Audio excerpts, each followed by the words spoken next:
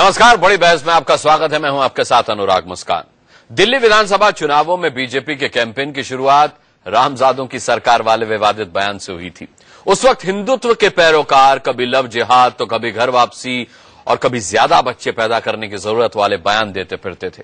लेकिन अब संघ प्रमुख ही कह रहे हैं कि हिंदू महिलाएं बच्चा पैदा करने की फैक्ट्री थोड़ी हैं। हिंदुओं की आबादी बढ़ाने वाले बयानों पर संघ का यू टर्न क्यों? दिल्ली के नतीजों से संघ को कोई सबक मिला है क्या? आज इन्हीं सवालों पर होगी बड़ी बहस, लेकिन उससे पहले हेडलाइंस। ने सबक लिया है। दिल्ली विधानसभा चुनाव से पहले तक आरएसएस से जुड़े संगठनों के नेताओं की जुबान बेलगाम थी। हिंदुत्व की रक्षा के नाम पर आए दिन विवादित बयान, उल जलूल फॉर्मूले सुझाने का दौर चल रहा था। ऐसे बयानों पर प्रधानमंत्री नरेंद्र मोदी की खामोशी पर भी सवाल उठ रहे थे। लेकिन अब मोदी ने धर्म के नाम पर समाज बांटने वालों को चेतावनी दे दी है और संघ प्रमुख मोहन भागवत ने भी कह दिया है कि हिंदू महिलाओं को ज्यादा बच्चे पैदा करने का बयान बेतुका है, क्योंकि हमारी माताएं फैक्ट्री नहीं है। अब इस बात पर बड़ी बहस चल रही है कि हिंदुओं की आबादी बढ़ाने वाले बयान पर संघ का यू टर्न आखिर क्यों? दिल्ली के नतीजों से संघ को कोई सबक मिला है क्या?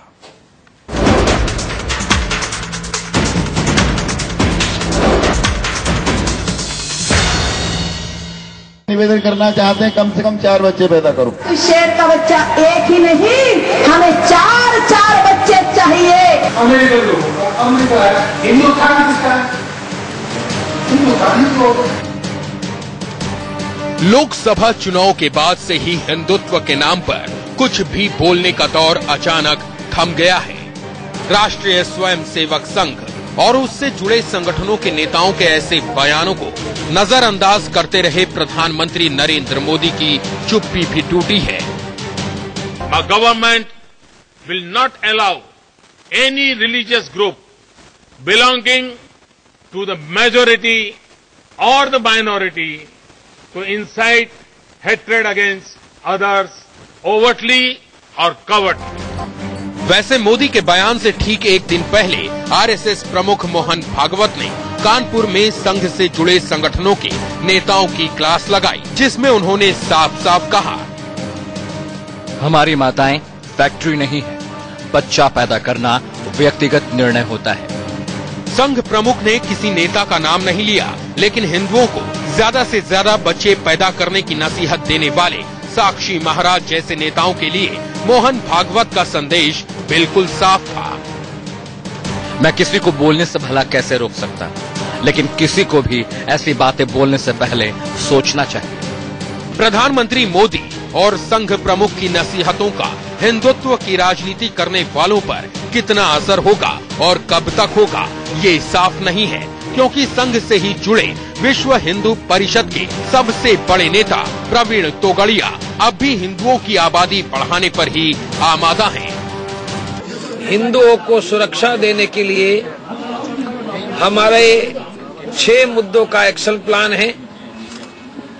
पहला मुद्दा, अब देश में हिंदू घटेगा नहीं, बढ़ेगा, अब बढ़ेगा। दूसरा मुद्दा, हम भारत को हिंदू राष्ट्र संविधान से बनाएंगे। मोदी सरकार के सत्ता में आने के बाद से ही संघ पर आरोप लग रहे हैं कि वो भारत में हिंदुत्व का एजेंडा थोपना चाहता है। कानपुर में संघ से जुड़े संगठनों की बैठक के दौरान ऑल इंडिया सुन्नी उलेमा काउंसिल ने अपने 6 सवालों पर मोहन भागवत की राय जानने के लिए वक्त मांगा था। संघ की ओर से वरिष्ठ नेता इंद्रेश कुमार ने उलेमाओं से मुलाकात भी की, लेकिन सवाल जस के तस रहे। हमारे बहुत साधारण से सवाल थे जो मैं संघ प्रमुख महोदय से करना चाहता था।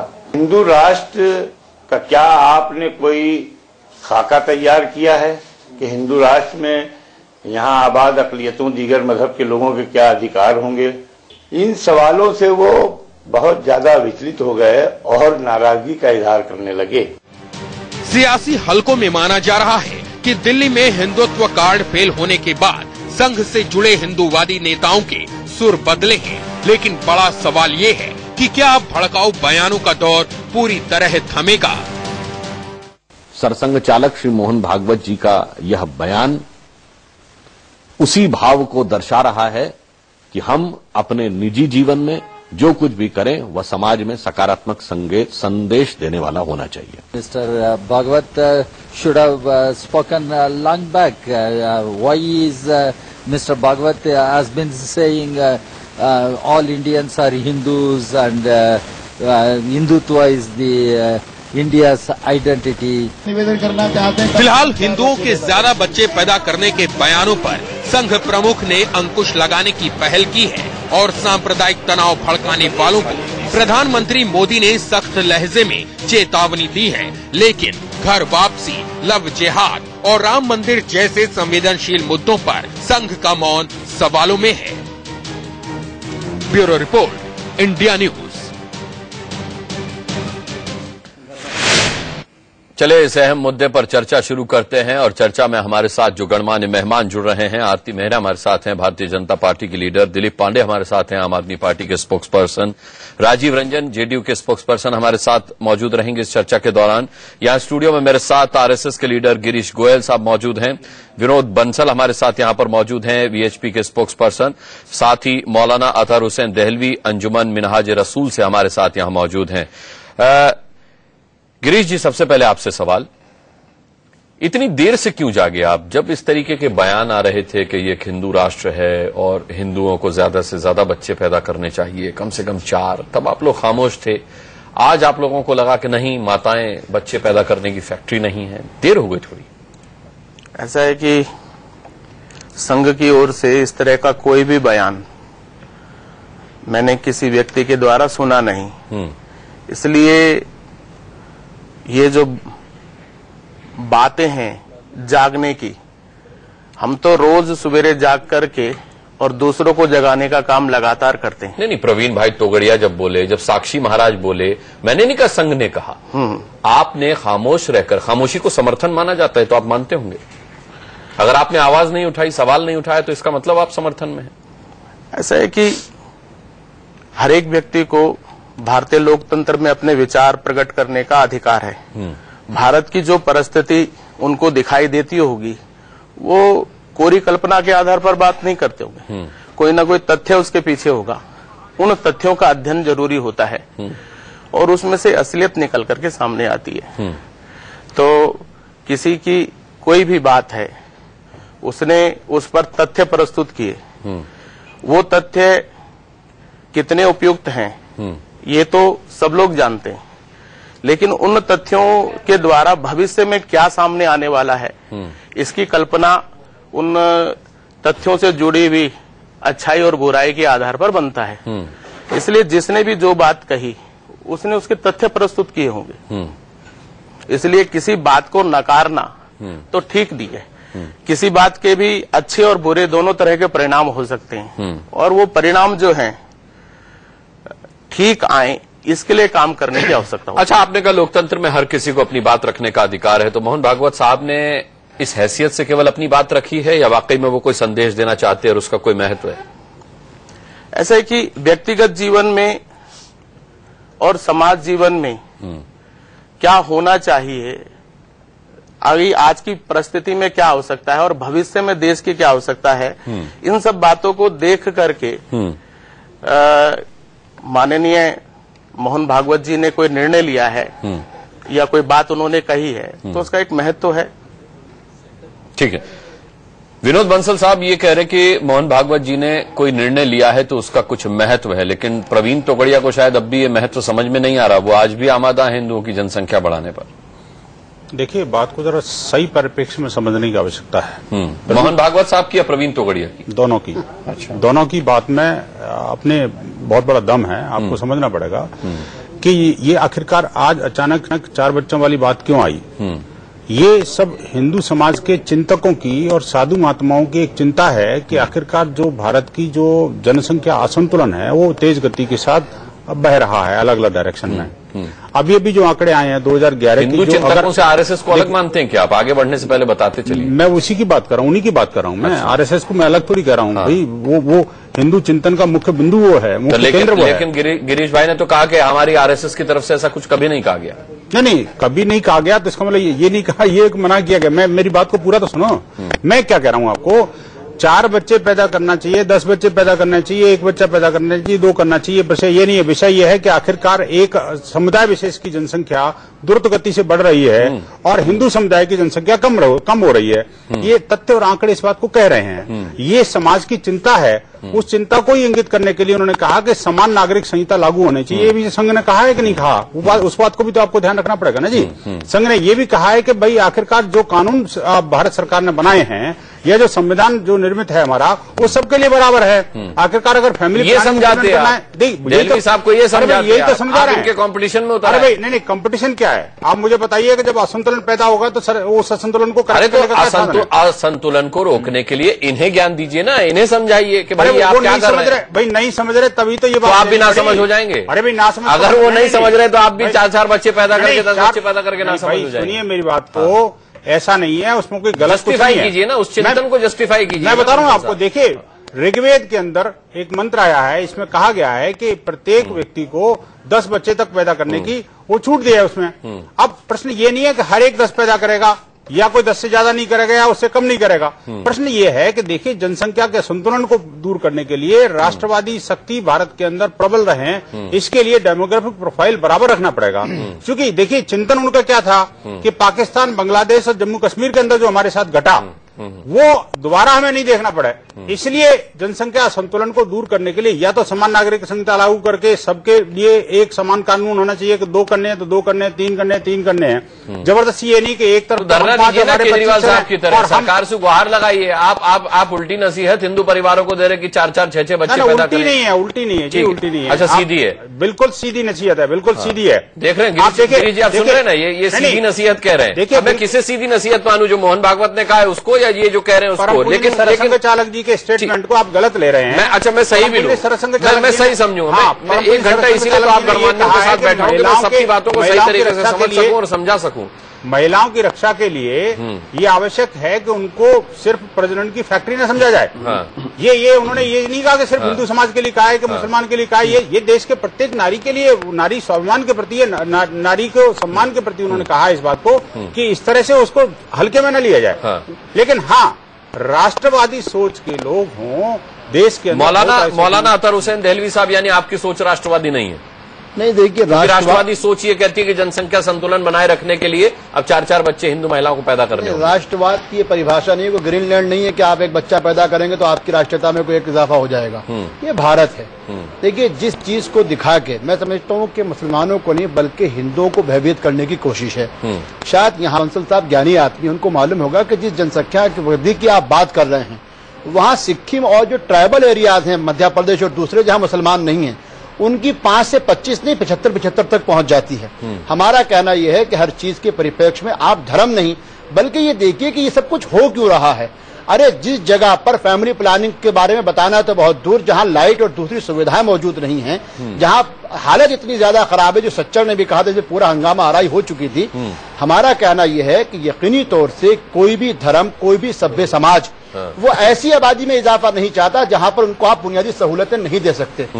सीधा सीधा कुरान ने एक बात कही है कि हमने अगर हम ही उनको रिज़्क़ देंगे लेकिन अपनी औलाद के साथ तुम इंसाफ करो।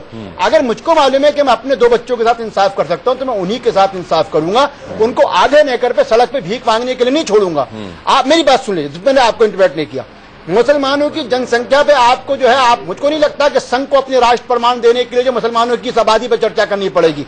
संघ एक बड़ा संगठन है और आपको याद होगा कि आतंकवादी से मुद्दे के ऊपर और पाकिस्तान से अच्छे संबंधों के लिए संघ ने ही ना अपने जो है दिल्ली के अंदर के फजलुर रहमान जैसे साहब जैसे लोगों को बुला के इस पर चर्चा की थी कि क्यों ना भारत और पाकिस्तान में अमन रहे, लिहाजा उनको राष्ट्र प्रमाण की मुझको जरूरत नहीं। लेकिन आप इस बात पे तो चर्चा कर रहे हैं कि मुसलमानों की आबादी बढ़ रही है, आप इस पे चर्चा क्यों नहीं कर रहे हैं कि आज सिर्फ नौकरियों में नहीं बल्कि राजनीतिक गलियारों में भी उनकी आबाद यानी जो रिप्रेजेंटेशन है वो दिन ब दिन कम हो रहा है। उनके इलाकों में थानों की तादाद तो 67 साल में बढ़ती रही है लेकिन उनको स्कूल नहीं दिए गए हैं। आप इस पे चर्चा कीजिए कि इस देश के करीब और जो सरकार मौजूद, सुनिए, जो मौजूदा सरकार बनी थी सबका साथ सबका विकास, जहां आर्टिकल 25 की दुहाई देके जो है हमको ओबामा से नसीहत लेने की जरूरत नहीं है। ये देश ऐसा है कि यहाँ पर इन आबादियों के सवालों को लेकर नारी की इज्जत का हताहत करके हम राजभक्ति नहीं कर सकते। अरे अगर कौरों के 100 बच्चे थे तो जरूरी ना आज हर हिंदू के 100 बच्चे होंगे। अगर 10 साल पहले मेरे दादा की कि उस वक्त में उनके 4 ही बच्चे थे, तो जरूरी नहीं मैं भी 4 बच्चे पैदा करूंगा। मुझको अपने बच्चे को नर्सरी की क्लास के फॉर्म लेने के लिए कितनी मेहनत करनी पड़ती है, मौलाना दहलवी भी जानते हैं, बंसल साहब भी जानते हैं। इसलिए चर्चा इन मुद्दों पे कीजिए कि ये आबादी क्यों बढ़ी, उनकी बुनियादी सहूलियतें क्यों नहीं थी, इस पर चर्चा कीजिए। मौलाना साहब, मैं इसीलिए कह रहा हूँ आपको आबादी को कंट्रोल करना पड़ेगा। ये जो परेशानी इसीलिए बिल्कुल जब महिलाओं राष्ट्रीय प्रमाण के साथ मत जोड़िए, देशभक्ति के साथ आबादी को मत जोड़िए। मुझे बताइए कि महिलाओं के अधिकारों की आपने बात करी, आखिरकार 5 बीवियां रखना ठीक है, कोई नहीं है, अगर किसी जगह नहीं है तो आप क्यों फतवा जारी करते हैं उसके लिए?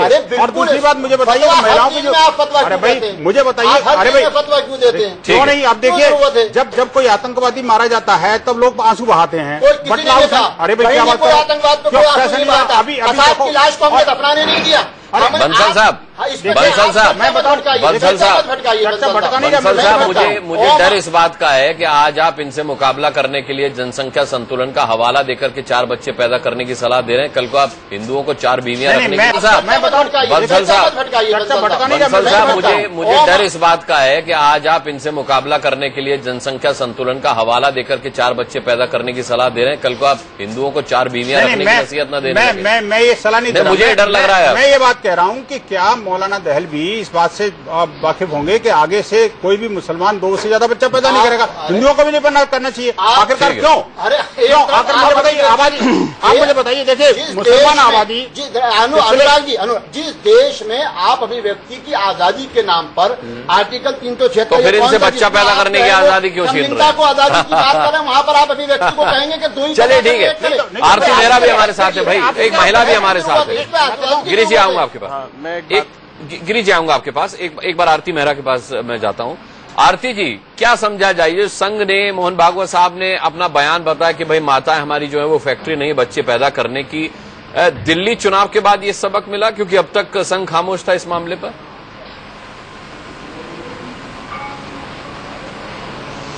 अनुराग जी, इसे किसी भी तरह के चुनाव के साथ जोड़ना ठीक नहीं होगा। माननीय सरसंघचालक मोहन भागवत जी ने जो कहा है वो एक बहुत बड़ा संदेश है और बड़ा सकारात्मक संदेश है, उसको उसी भावना से लिया जाना चाहिए। आज देश में जनसंख्या को जब हम पूरी तरह से बुनियादी सुविधाएं दे नहीं सकते, छत पूरा खाना दे नहीं सकते, तो हाथों में बच्चों के नौकरियां दे नहीं सकते, बच्चों को पढ़ाई के लिए पूरा नहीं दे सकते, तो मुझे ऐसा लगता है कि सबसे पहले हर भारतवासी का ये फर्ज है कि वो उतने ही बच्चे, क्योंकि उसमें सिर्फ महिला ही नहीं लेकिन पुरुष का भी उतना ही साथ रहता है और उसकी भी उतनी ही सोच रहती है और रहनी चाहिए, क्योंकि देश को हमें बनाना है और साथ आके ही देश बनाएंगे। और मैं जितना जानती हूँ अनुराग जी, राष्ट्रीय स्वयंसेवक संघ से मैं बचपन से जुड़ी हुई हूँ, उनकी विचारधारा में तो हमेशा ही इंक्लूसिव पॉलिटिक्स है, इंक्लूसिव समाज का विकास है। उन्होंने हमेशा देश के मूल्यों की, संस्कारों की और परंपराओं को जिंदा रख के सबको साथ। मुझे अभी यहीं बैठे बैठे याद आ रहा था कि हमारा एक संघ गीत है, वो संघ गीत वो प्रवीण तोगड़िया को सुनाइए, प्रेरित करने के लिए गाते हैं। और उसमें मुझे मैं एक मिनट अनुराग जी, मैं उसकी 2 पंक्तियां सुनाऊंगी। सुनाइए ना, सुनाइए। युग के साथ मिलके तुम कदम बढ़ाना सीख लो, युग के साथ मिलके तुम कदम एकता के स्वर में गीत गुनगुनाना सीख लो, भूल कर भी मुख पे जाति पंथ की न बात हो, भाषा प्रांत के लिए कभी न रक्तपात हो, फूट का भरा घड़ा है फोड़ कर बढ़े चलो। लिख लीजिए बंसल साहब, लिखिए ना। बढ़े चलो, भला हो जिसमें देश का, वो काम सब किए चलो। तो हम देशभक्ति बंसल साहब लिखा, आपने गीत लिखा। अनुराग जी, आपको ये गीत लिखना चाहिए था प्रवीण भाई तोगड़िया को मैसेज करने के लिए। नहीं, मेरी बात सुनो। हाँ। ये हम क्यों कर रहे हैं? देखिए, आप देखिए, हम चाहते हैं कि ये जो क्रिकेट के नाम पर जब भारत जब जीतता है और लोग मिठाई बांटते हैं तो वहाँ पर दंगे शुरू हो जाते हैं। ये सब तो पता है। अरे भाई, बलिया के आपको दिवाली मनानी है, आप जामा मस्जिद पर आइए। बलिया क्या हो रहा है? ठीक है, सुनिए राजीव रंजन जी, अभी दूसरी नेता हो सकता है जो धर्म नहीं जानते। गलती की बंसल साहब और देलवी साहब को आसपास बिठा के गलती कर दी। मेरा हीरो जो धूनी और जहीर है, सबका है। अच्छा, अफसर गुरु के बरसी क्यों मनाते हो? मुझे बताइए। देखा करिए ना आप क्यों। अच्छा ठीक है, अरे गलती हो गई, देहलवी साहब और बंसल साहब को एक साथ बिठा दिया, बड़ी भूल हो गई। अब मैं ब्रेक के दौरान ना अलग अलग कर दूंगा इन दोनों को। इस बीच राजीव रंजन जी, आरती मेहरा जी ने भी कहा कि मोहन भागवत ने जो बयान दिया है कि माताएं जो हमारी बच्चे पैदा करने की फैक्ट्री नहीं है, ये एक बहुत सकारात्मक और मजबूती के साथ दिया गया संदेश है।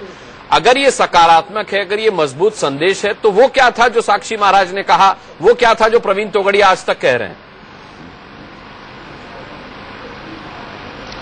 देखिए, मैं तो आरती मेहरा जी के बयान से ही अपनी बात शुरू करना चाहूंगा। कहीं ना कहीं दिल्ली का जो चुनाव परिणाम है वो राष्ट्रीय स्वयंसेवक संघ को एक कदम पीछे चलने की सलाह दे रहा है। और इसके बाद वो क्या करेंगे, वो आगे इस तरह के बयानों पर रोक लगाएंगे या बयान जारी करने वाले लोगों के खिलाफ कड़ी कार्रवाई करेंगे, ऐसा कोई संकेत नहीं दिखता है। लेकिन ये फौरी तौर पर ये कहा जा रहा है कि कहीं ना कहीं सोच में कोई बदलाव दिख रहा है। लेकिन मुझे नहीं लगता है कि जिस तरह के बयान, चाहे वो साध्वी निरंजन ज्योति के आए हो या योगी आदित्यनाथ का बयान आया हो या इस तरह के बयान लगातार प्रवीण तोगड़िया से लेकर उनके समर्थक संगठनों की ओर से आ रहे हों या स्टूडियो में पवन बंसल जी जो कुछ भी कह रहे हैं, मुझे नहीं लगता है कि कोई बहुत बड़ा बदलाव उनकी रणनीति में आएगा। लेकिन कहीं ना कहीं भारतीय जनता पार्टी से थोड़ा दूर दिखने की कोशिश अभी आरएसएस की है, जिससे कि वो ये कह सके कि दिल्ली में किरण बेदी को आपने लाने का काम किया, तो जो जनादेश है उसको जस्टिफाई करने के लिए भाजपा के ऊपर ठिकरा फोड़ा जा सके, इसके लिए इस तरह के छद्म लड़ाई की शुरुआत की गई है। लेकिन कल मैं सुन रहा था ऑर्गेनाइजर के एडिटर को भी कि वो एक रणनीतिक कोशिश भी है कि कहीं ना कहीं हम पॉलिटिकल पार्टी से थोड़ा दूर दिखें और जो योजना है उस पर अमली जामा पहनाने के लिए भारतीय जनता पार्टी पर दबाव भी बनाए रखें। बढ़िया बात है। ये बहुत बड़ा बदलाव नहीं है, लेकिन अगर आरती मेहरा जी कह रही हैं तो हम इसे सकारात्मक संकेत मानते हैं कि वो महिलाओं की निजता का सवाल हो, परिवारों का सवाल हो, बच्चे पैदा करने एक महिला का कहीं ना कहीं एक निजी स्वतंत्रता पर हमला है कि अगर हम कहें कि तुम 10 बच्चे पैदा करो, एक पति पत्नी की इकाई जो है उस पर ये प्रहार है। ठीक है, मैं लौटूंगा राजीव रंजन जी आपके पास। दिलीप पांडे, अगर इससे वो पीछे एक आशंका जाहिर की है राजीव रंजन जी ने कि ये जो है ना भारतीय जनता पार्टी के सिर पर हार का ठीकरा फोड़ने के लिए संघ ने इस तरीके के बयान दिए जिससे वो थोड़ी दूरी दिखा सके भारतीय जनता पार्टी के साथ। आपको क्या लगता है कि इस तरीके का यू टर्न या इस तरीके का संघ का बयान बीजेपी की सिर पे हार का ठीकरा फोड़ने के लिए ज्यादा दिखाई देता है या फिर बीजेपी का बचाव करने के लिए ज्यादा दिखाई देता है? शुक्रिया अनुराग जी, आपने बोलने का मौका दिया। काफी देर से मैं आरएसएस के साथी और वीएचपी और बीजेपी के जो साथी हैं उनकी बात सुन रहा था। जिन विषयों पे चर्चा हो रही है इस पैनल में, मेरा यह मानना है कि यह लक्षण ही बीमारी नहीं है। अगर आप बीमारी के ऊपर चर्चा करेंगे तो इस बहस का मकसद पूरा होगा, इस बहस का उद्देश्य पूरा होगा। मैं उस मकसद पर ही बात करना चाहूंगा। आरएसएस, वीएचपी और तमाम ऐसे संगठन जो शुरुआत से ही डिवाइसिव और नेगेटिव एजेंडा को लेकर आगे बढ़ते हैं, समाज को धर्म की जाति के आधार पे। शब्द तो अच्छे थे, आरती मेहरा जी ने गीत पढ़ा, उसके शब्द अच्छे थे, लेकिन जब आप अल्फाज और जज्बात को मिलाने की कोशिश करेंगे आपको समझ में आएगा कि इन संगठनों और भारतीय जनता पार्टी के बीच वक्त बेवक्त नूरा कुश्ती चलती है। नूरा कुश्ती चलती है। ये जो चुप्पी थी, आपने सवाल किया, बड़ा जायज सवाल था कि ये चुप्पी अब क्यों टूटी। ये चुप्पी ऐसे ही नहीं थी, ये राजनीतिक चुप्पी थी। ये राजनीतिक चुप्पी किस लिए थी कि दिल्ली के चुनाव परिणाम के पहले तक भारतीय जनता पार्टी के इन तमाम सहयोगी संगठनों ने अपनी तरफ से माहौल को बिगाड़ कर, वोटों को पोलराइज कर अपने झोली में डालने का प्रयास किया। मैं तहे दिल से शुक्रिया अदा करता हूं दिल्ली की जनता के मानस का कि जिन्होंने इस तरह की डिवाइसिव नेगेटिव एजेंडा को नकार दिया। वरना आप देखिए दिल्ली चुनाव के पहले तमाम लोग आते हैं और तरह तरह के बयान देते हैं, लड़कियां जींस नहीं पहनेंगी, 4 बच्चे पैदा करो, 10 बच्चे पैदा करो, फोन नहीं ले आना चाहिए, कोई कुछ नहीं बोलता। अचानक आज सब नींद से जागते हैं। माननीय प्रधानमंत्री जी भी कहते हैं, उनके भी शब्द अच्छे हैं। ऐसे शब्द अगर आगे चल के यथार्थ में अगर बदलते हैं तो देश की जनता स्वागत करेगी। लेकिन दुर्भाग्य यह है कि भारतीय जनता पार्टी के प्रचंड बहुमत से बनी हुई सरकार के आसपास आज भी आरएसएस, वीएचपी और तमाम ऐसे संगठन मौजूद हैं जो वक्त बेवक्त भारतीय जनता पार्टी और आपस की मिलीभगत को एक्सपोज करते रहेंगे अपने बयानों के जरिए। मैं नहीं मानता कि यह किसी प्रकार का सकारात्मक संकेत है। मेरा मानना अभी भी वही है, भारतीय जनता पार्टी के तमाम सहयोगी संगठन नेगेटिव और डिवाइसिव पॉलिटिक्स करते हैं और दिल्ली की जनता ने 67 सीटों के साथ आम आदमी पार्टी के पॉजिटिव और विजन सहित जो एजेंडा था उसको जनमत दिया है 54 वोटों का। आपके मैं आप ही के पास आऊंगा। सम्मान का विषय है जनता की जनमत का। ठीक है दिलीप पांडे जी, तरीके से ठीक है दिलीप पांडे जी, आपकी बात का जवाब बंसल साहब देंगे एक छोटे से ब्रेक के बाद, और ब्रेक के बाद हम ये भी बताएंगे कि मुस्लिम धर्म गुरुओं ने मोहन भागवत से, संघ से वो कौन से 6 सवाल पूछे हैं जिनका जवाब उन्हें अब तक नहीं मिल पाया है। एक छोटा सा ब्रेक। यू टर्न, माताएं बच्चे पैदा करने की फैक्ट्री नहीं है, देर से आया, क्यों आया, इस पर हम चर्चा करें कि क्या ये सबक संघ को दिल्ली चुनाव में बीजेपी की मिली हार से मिला है।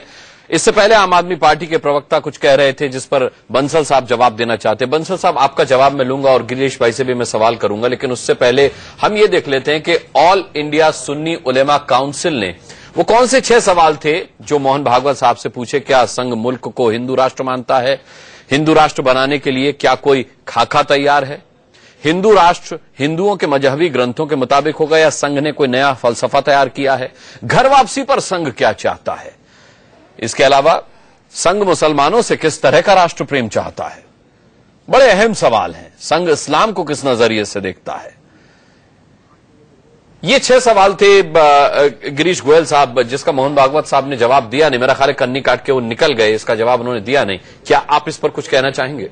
हाँ, मैं कहना चाहूंगा, हिंदू राष्ट्र ये सनातन काल से ही हिंदू राष्ट्र है और हिंदू कोई दिया नहीं। मेरा ख्याल है कन्नी काट के वो निकल गए, इसका जवाब उन्होंने दिया नहीं। क्या आप इस पर कुछ कहना चाहेंगे?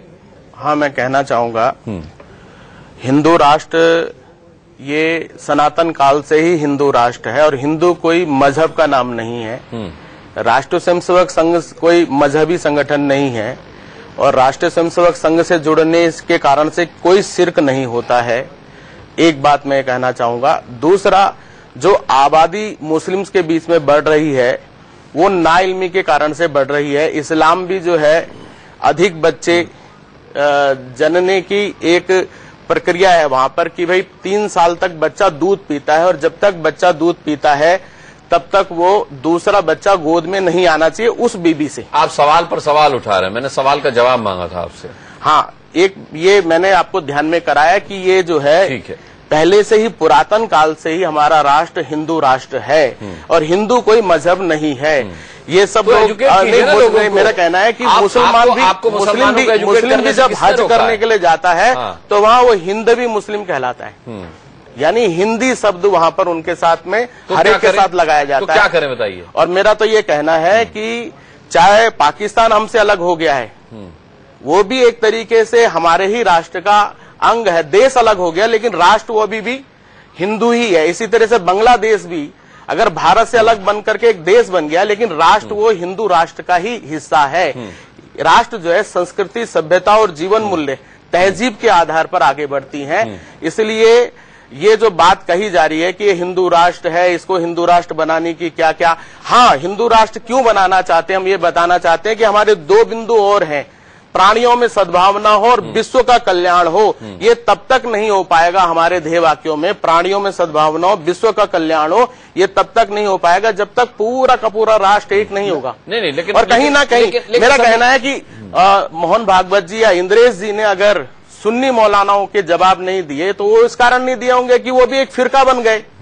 मुसलमान कम से कम अगर वो हिंदू के नाते सोचेंगे तो अपने जो 72 फिरके उनसे ऊपर होकर के और सारे के सारे हिंदुस्तानियों की बाकी फिरकों में मिलकर के एक हिंदुस्तानी के नाते सोचना शुरू करेंगे। तो उन्होंने कहा कि आपका अकेले का जवाब नहीं देंगे हम लोग, आप लोग सामूहिक रूप से आओ ताकि आपकी जो संकीर्णताएं हैं, जो आपकी कमजोरियां हैं, उसको मजबूती में कैसे बदलें। अगर हिंदुस्तान की कोई भी कड़ी कमजोर रहेगी तो हिंदुस्तान कमजोर रहेगा। मौलाना अतहर हुसैन देहलवी साहब, जवाब मिला आपको? देखिए, बात यह है, 2 चीजें मैं बहुत क्लियर करना चाहता हूँ। संघ पॉलिटिकल ऑर्गेनाइजेशन नहीं, ये बहुत क्लियर है, लेकिन किसी को राष्ट्रभक्ति के लिए किसी हिंदू, मुसलमान, सिख, ईसाई को किसी संस्था से प्रमाण लेना पड़े, मैं इसका भी पक्षधर नहीं। बिल्कुल ठीक है, मैं उसका भी पक्ष। और हुब्बल वतनी मिर्नल ईमान, मैं हिंदी ईमान का हिस्सा है, हिंदी हूँ और मेरे पैगम्बर ने कहा मेरे अरब को आई ठंडी हवा जहाँ से, बिल्कुल मुझको उस पर पूरा गर्व है, मैं हिंदू मुसलमान हूँ। बिल्कुल। तीसरी अहम तरीन बात अनुराग जी, मैं वो कहते हैं कौन सी संस्था, पहली मर्तबा टीवी पे हमने सुना है उनको ये किसने मौका दिया, किसने उनको ये प्रमाण दिया कि जाके सवाल पूछें? भारत एक राष्ट्र में भारतीय राष्ट्रीयता के अंदर मानव जाति जो नहीं, जो मैं वो पूरी कर रहा हूँ, जो गोयल उलेमा काउंसिल, हाँ, मैंने पहली बार नई संस्था पहली बार सुन रहा हूँ। साथ में उन्होंने फिरका जोड़ दिया। मेरी बात मुझको वो करने देखिए, आपने बड़ी अच्छी बात कही। हमारा कहना यह कि भारत की विचित्रता को समझने के लिए आज तुर्की और अमेरिका कह रहे हैं कि हाँ, क्यों ये विश्व गुरु नहीं बन सकता। उसकी बुनियादी वजह है, उसकी बुनियादी वजह यह है कि हमको ये बताना पड़ता है कि मेरे यहाँ चाइना की मानसरोवर यात्रा से लेके हज यात्रा तक को सरकार बर्दाश्त करने में तैयार रहती है। मैं ये बताता हूँ कि अर्ध कुंभ महाकुंभ क्या वो इलाहाबाद में हो या उज्जैन में हो या हज यानी अजमेर के जायरीन के इंतजाम करना सरकार करने को तैयार रहती है। उसके बावजूद भी मेरे धर्म अलग अलग हो, जब मैं सत्ता में बैठता हूँ मेरा एक ही धर्म होता है, वो राजधर्म होता है। इसलिए संघ को ये संघ से पूछना, भाई सीधी बात है, मैं जिस जगह रहता हूं मैं मुसलमान हूं, कुरान मेरा ग्रंथ है, लेकिन उसके बावजूद मैंने जो पढ़ा, मैं तुलसीदास की रामचरितमानस का भी उतना एतबार करता हूं और वाल्मीकि की रामायण को भी पढ़ता हूं। इसलिए इस तरीके के बेतुके सवाल संघ से करना और अच्छा हुआ जवाब नहीं दिया, इनसे मैं समझता हूं मुसलमानों को कोई लेना देना नहीं है। और नाइन्थ, भारत एक राष्ट्र, एक ऐसा राष्ट्र है जो सेकुलरिज्म है। अगर लफ्ज सेकुलर उसमें ना भी होता, ये हटा भी दिया जाए जो नहीं हट सकता। भारत का हर हिंदू, भारत का हर मुसलमान सेकुलर है, वो एक दूसरे का अदब एहतराम करना जानता है। वहां कश्मीर के अंदर आनंद नारायण मुल्ला होता है, वहां मोहम्मद शफी पंडित होता है, ये पूरी दुनिया में आपको कहीं नहीं मिलेगा। ठीक है। आरती मेहरा जी, अब मैं बंसल साहब आऊंगा आपके पास। आरती मेहरा जी, सवाल है कि आम आदमी पार्टी का रिएक्शन आपने सुना होगा। उनका कहना है कि सब कुछ राजनीतिक पृष्ठभूमि पर चल रहा है, राजनीतिक मंशा के साथ चल रहा है। अगर संघ चुनाव से पहले चुप था तो वो भी राजनीति थी, अगर संघ अब बोल रहा है तो वो भी राजनीति है, अगर मोदी साहब चुप थे चुनाव से पहले तो वो भी एक राजनीति थी, और अगर वो कल बोले हैं तो वो भी एक राजनीति है।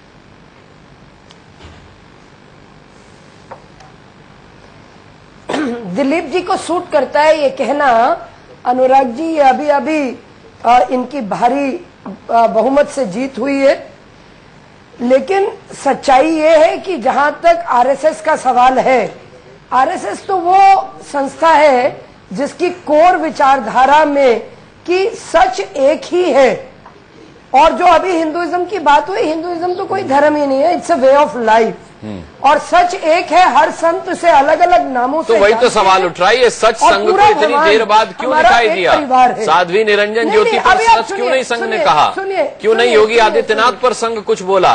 प्रवीण तोगड़िया पर संघ खामोश क्यों रहा? साक्षी महाराज की बात क्यों नहीं संघ ने सुनी? इस पर कोई रिएक्शन क्यों नहीं आया? सुनिए अनुराग जी, ऐसा है पब्लिकली आप बोले, लेकिन जहां तक साध्वी निरंजन जी का सवाल है, जहां तक 4 बच्चे पैदा करने का सवाल है जो उन्होंने दिया, ये भारतीय जनता पार्टी या संघ की कोई सोच या उससे नहीं लिया गया। ये कुछ एलिमेंट्स हैं जिन्होंने बोला, जिन्हें बड़े कड़े शब्दों में रोक दिया गया और उन्हें चुप करा दिया गया बंद कमरों में बैठ के। तो ये लेकिन मेरा ये कहना है कि अभी प्रधानमंत्री जी ने बिल्कुल क्लियर किया, जैसे ही राइट टाइम उन्होंने अपना किया, और उन्होंने कल एक बहुत क्लियर मैसेज दिया। ठीक है, हमारे आप कारण भी बता रही हैं और निवारण भी बता रही हैं, लेकिन सवाल ये राजीव रंजन के ऐसे एलिमेंट्स इन्हीं की पार्टी में तो हैं। उनका इलाज क्या सख्ती से आपने मुंह बंद कर दिया?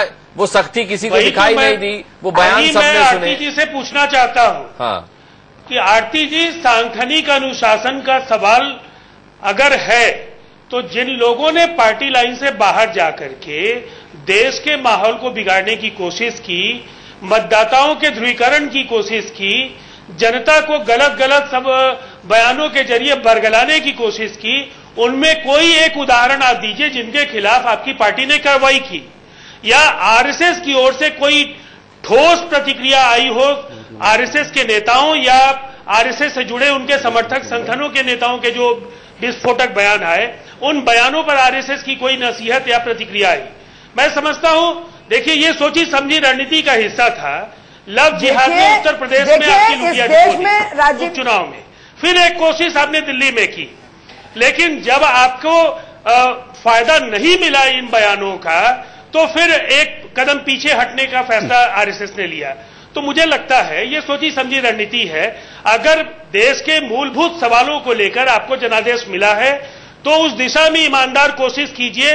रोजी रोटी ये बड़े सवाल हैं, रोजगार बड़ा सवाल है, बिजली पानी बड़ा सवाल है, बुनियादी स्वास्थ्य सुविधाएं बड़े सवाल हैं। इन सवालों पर देश की जो जनता क्या चाहती है वो दिल्ली ने आपको बताया है, और दिल्ली का मतलब है देश का जनमानस दिल्ली में रहता है, और दिल्ली का जो मैंडेट है वो आपके लिए एक बड़ी चेतावनी है। 9 महीने के कार्यकाल पर दिल्ली ने अपना जनादेश आपको दे दिया है, देश का जनादेश दिया है। ठीक है, आरती जी इस पर मैं आपका जवाब लूंगा, लेकिन उससे पहले दिलीप पांडे, सवाल ये है कि अनुराग जी एक लाइन में जवाब दे दीजिए बस। नहीं, 1 मिनट, दिलीप जी का भी पूरा जवाब आज। हाँ, देखिए ऐसा है, दिल्ली का मैंडेट कोई देश का मैंडेट नहीं है। और आपको दूसरी बात मैं बता दूं कि अभी कुछ समय पहले हरियाणा में और अरे दिल्ली को मिनी इंडिया मोदी बताते रहे तो आईना तो दिखाई दिया दिल्ली की जनता ने आपको।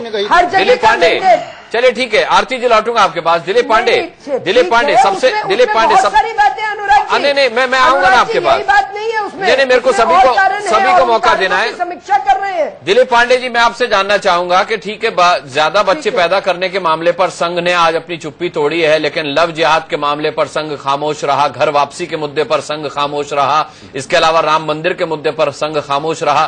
क्या ये भी एक राजनीतिक पृष्ठभूमि के तहत किया गया, ये हम जानेंगे दिलीप पांडे आपसे। एक छोटा सा ब्रेक ले रहे हैं, बहुत आगे बढ़ाते हैं। दिलीप पांडे साहब, एक सवाल ब्रेक से पहले मैंने पूछा था आपसे उसका जवाब अब चाहूंगा मैं कि संघ अब भी कई मुद्दों पर चुप है।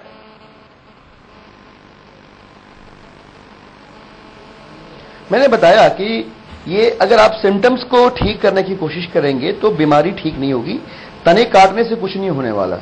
आप सोचिए, आज ये बहस का मुद्दा प्रासंगिक क्यों हो रहा है कि अचानक दिल्ली के चुनावों के खत्म होने के बाद मोहन भागवत जी का एक बयान आता है कि हमारी माताएं जो है बच्चा पैदा करने की मशीन नहीं है। वहीं प्रधानमंत्री मोदी जी का बयान आता है कि कोई नई बात नहीं कही उन्होंने। दिल्ली के चुनावों के पहले तक इनकी चुप्पी जो है ना, वो राजनीतिक चुप्पी थी, वो सामान्य चुप्पी नहीं थी।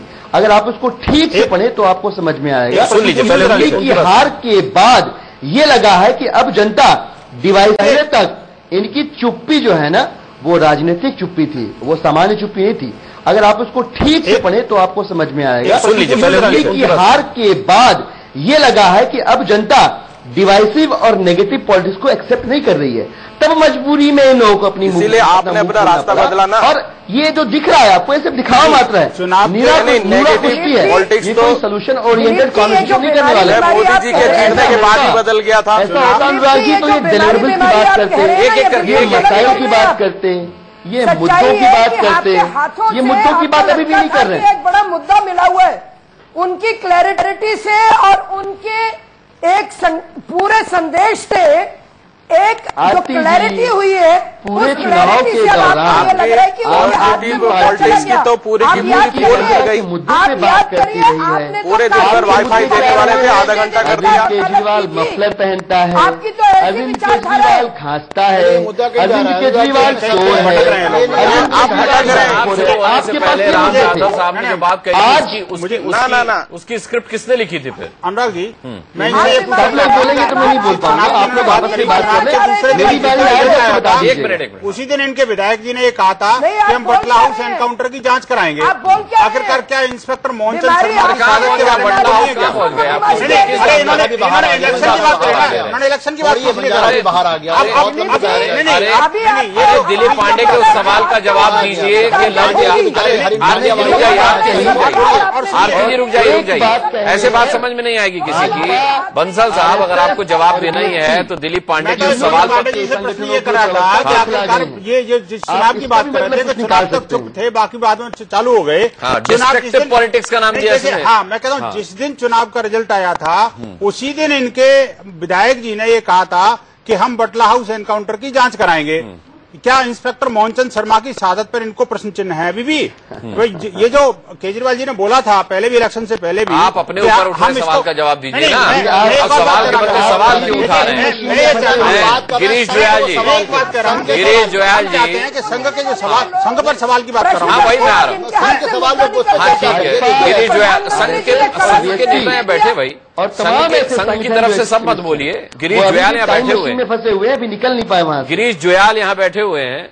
गिरीश जोयाल साहब, मैं आपसे पूछना चाहूंगा कि ये जो आम आदमी पार्टी कह रही है कि डिस्ट्रक्टिव पॉलिटिक्स की एक शुरुआत की थी और बाकायदा ये एक राजनीति के तहत हुआ है, गिरीश जुयाल साहब ये बताएं कि क्या ये आरोप सही है? नहीं, ये आरोप पूरी तरह से आपके ऊपर तो फिट बैठता है, क्योंकि वो खुद भी गुमराही के रास्ते पर बढ़ते हैं और समाज को भी गुमराही के रास्ते पर बढ़ाते हैं। अभी जब उन्होंने वाईफाई पूरे दिन भर के लिए कहा था, वो आधे घंटे का वो अभी मिला भी नहीं है किसी को। इसी तरीके से पानी पर और जो जो वादे इन्होंने किए और स्टाइल बदलने में एकदम बिल्कुल तेज, जो उनको लगता है कि किस तरह से स्टाइल बदल करके और किस तरीके से समाज को गुमराह करके, चलिए देख लेगी, जनता तय कर लेगी। नहीं, जनता आज जो है, गिरीश जुयाल साहब वो जनता तय कर लेगी। मैं तो ये कह रहा हूँ कि जो डिस्ट्रक्टिव पॉलिटिक्स का आरोप आपके ऊपर लगाया है उस पर तो जवाब दे दीजिए। ऐसा है कि अपने द्वारा कौन सा ऐसा काम हुआ है, एक बार उसका कोई उदाहरण तो दे। आप लफ्ज़ियात पर चुप रहे, ये कह रहे हैं कि डिस्ट्रक्टिव पॉलिटिक्स का एक हिस्सा था। अच्छा, आप घर वापसी पर चुप रहे, ये डिस्ट्रक्टिव पॉलिटिक्स का एक हिस्सा था। आप राम मंदिर के मुद्दे पर चुप रहे, डिस्ट्रक्टिव पॉलिटिक्स का हिस्सा था। ये कह रहे हैं, मेरा कहना है कि घर वापसी जो शब्द है, हर समस्या में आरएसएस आगे खड़ा रहा। एक तो गिरीश जुयाल है यहाँ पर। आरती जी पहले ये तय करिए कि आप बीजेपी की प्रवक्ता की हैसियत से या संघ की? राज भाई, आप संघ देखिए, मैं भाजपा के 3 प्रवक्ता बुलाए हैं आप। हर विषय पे भाजपा जनता पार्टी 3 बार बोल रही है, मुझे एक बार बोलने दे रही है। देखिए सीधी बात है अनुराग, जो सवाल उठाया गया संघ से। अरे भाई, तो संघ को जवाब देने दीजिए। 2-3 बातें आपके ध्यान में कराना चाहता हूँ। एक तो यह है कि लव जिहाद जो शब्द था, वो अगर कहीं पर भी अनैतिकता पैदा होती है किसी भी कारण से, जो घटना घटी थी मेरठ के अंदर सामूहिक बलात्कार की, एक मदरसे में जहां इल्म लिया जाता है, वो उसके कारण से बाल आया। मेरा कहना है कि निर्भया का एक छोटा सा कांड हुआ था और आप पार्टी के भी लोग और सब अन्ना से जुड़े हुए और जितनी सिविल सोसाइटी वाले लोग लगे थे, वो क्या गलत था क्या? किससे लगे थे? निर्भया समय नहीं है मेरे पास, समय नहीं है। दूसरा क्या होता है घर वापसी के बारे में गिरीश जुयाल साहब छोड़िए, सारे मुद्दे छोड़िए, छोड़िए मेरी बात छोड़ दिए। एक सवाल का जवाब दे दीजिए। ये आज अगर समाज के सामने ठीक प्रकार से आने चाहिए, आ जाएंगे। मुझे आपके एक जवाब से आ जाएंगे कि मोहन भागवत साहब ने आज जो कहा है, क्या वो एक सकारात्मक संदेश है भारतीय जनता पार्टी? मेरा ये कहना है कि आज के बयान संगठनात्मक रूप से, व्यक्तिगत रूप से चाहे कोई कुछ भी कहे, लेकिन संगठनात्मक रूप से कभी भी हमने कोई नकारात्मकता को बढ़ावा नहीं दिया। ये बीजेपी और विश्व हिंदू परिषद के लिए एक बड़ा संदेश है जो मोहन भागवत साहब ने कहा है। अब देखना है कि इस पर किस तरीके का रिएक्शन आता है और क्या बाकी जो मुद्दे हैं उस पर भी मोहन भागवत साहब संघ खुलकर अपनी राय व्यक्त करता है या नहीं करता है। बहुत बहुत धन्यवाद करना चाहेंगे सभी मेहमानों का बड़ी बहस में जुड़ने के लिए। एक छोटा सा ब्रेक ले रहे हैं, बहुत जल्द लौटेंगे वापस।